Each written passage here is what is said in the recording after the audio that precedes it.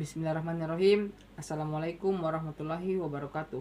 Salam Ham Swastiastu, nama budaya, salam kebajikan. Perkenalkan, nama saya Muhammad Arafa Alif dari kelas PTIKC NIM 220209501056. Kali ini saya akan membawakan sekaligus membacakan materi yang mata kuliah Pendidikan Kewarganegaraan atau biasa disebut PKN. Langsung saja saya materi kedua, yaitu hakikat dan urgensi identitas nasional. Bagaimana esensi dan urgensi identitas nasional sebagai salah satu determinan pembangunan bangsa dan karakter. A. Menelusuri konsep dan urgensi identitas nasional. Secara etimologis, identitas nasional berasal dari dua kata, identitas dan nasional. Dalam Kamus Besar Bahasa Indonesia atau biasa kalian sebut KBBI, identitas berarti ciri-ciri atau keadaan khusus seseorang atau jati diri. Dengan demikian, identitas menunjuk pada ciri atau penanda yang dimiliki oleh seseorang, pribadi dan dapat pula berkelompok. Penanda pribadi misalkan diwujudkan dalam beberapa bentuk identitas diri, misal dalam kartu tanda penduduk, ID card, surat izin mengemudi, kartu pelajar, dan kartu mahasiswa. Adapun identitas paling penting yang harus dimiliki oleh setiap warga Indonesia saat ini adalah nomor pokok wajib pajak atau biasa kalian sebut NPWP. Selanjutnya materi ketiga, dinamika dan tantangan identitas nasional. Membangun argumen tentang dinamika dan tantangan identitas nasional Indonesia. Peristiwa dalam kehidupan sehari-hari seperti yang pernah kita lihat yaitu yang pertama, lunturnya nilai-nilai luhur dan praktik kehidupan berbangsa dan bernegara. Kedua, nilai-nilai Pancasila belum menjadi acuan sikap dan perilaku sehari-hari. Ketiga, rasa nasionalisme dan patriotisme yang luntur dan memudar. Keempat, lebih bangga menggunakan bendera asing daripada bendera merah putih. Lebih bangga menggunakan bahasa asing daripada menggunakan bahasa kita sendiri, yaitu bahasa Indonesia. Dan yang terakhir, menyukai simbol-simbol asing daripada lambang atau simbol bangsa sendiri, dan lebih mengapresiasi dan senang menyanyikan lagu-lagu asing daripada mengapresiasi lagu nasional dan lagu daerah kita sendiri.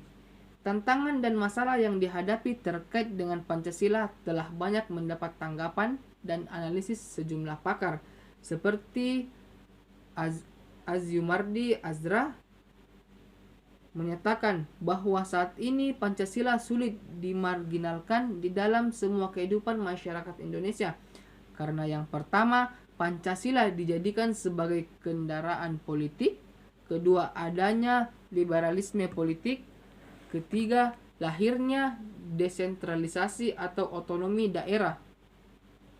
Menurut Tilar, pada tahun 2007, Pancasila telah terlanjur tercemar dalam Orde Baru yang telah menjadikan Pancasila sebagai kendaraan politik dan untuk mempertahankan kekuasaan yang ada. Liberalisme politik terjadi pada saat awal reformasi, yakni pada pasca pemerintahan Orde Baru.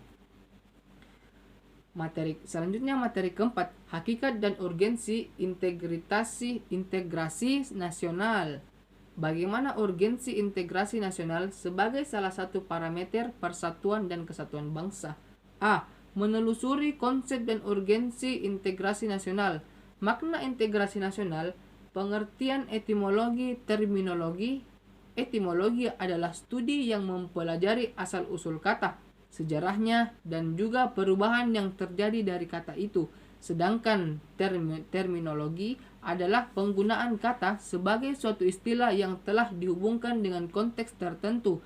Istilah integrasi nasional dalam bahasa Inggrisnya adalah national integration. Integration berarti kesempurnaan atau keseluruhan. Kata ini berasal dari bahasa Latin integer, yang berarti utuh dan menyeluruh. B. Menanya alasan mengapa diperlukan integrasi nasional. Sebelumnya telah ditelusuri pengertian, konsep, definisi-definisi tentang integrasi nasional. Juga telah menelaah jenis-jenis integrasi nasional dan pentingnya integrasi nasional. C. menggali sumber historis sosiologi politik tentang integrasi nasional. Selanjutnya, materi kelima, dinamika dan tantangan integrasi nasional. Membangun argumen tentang dinamika dan tantangan integrasi nasional. Yang pertama, dinamika integrasi nasional di Indonesia sejak kita bernegara pada tahun 1945, upaya membangun integrasi secara terus-menerus dilakukan. Terdapat banyak perkembangan dan dinamika dari integrasi yang terjadi di Indonesia. Dinamika integrasi sejalan dengan tantangan zaman waktu itu. Dinamika itu bisa kita contohkan peristiwa integrasi berdasar 5 jenis integrasi sebagai berikut. Yang pertama, integrasi bangsa, kedua, integrasi wilayah, ketiga, integrasi nilai, keempat, integrasi elit massa, dan yang terakhir, integrasi tingkah laku atau perilaku integratif. Yang kedua, tantangan dalam membangun integrasi. Dalam upaya mewujudkan integrasi nasional Indonesia, tantangan yang dihadapi datang dari dimensi horizontal dan vertikal. Dalam dimensi horizontal, tantangan yang ada berkenan dengan pembelahan horizontal yang berakar pada perbedaan suku, agama, ras, dan geografi.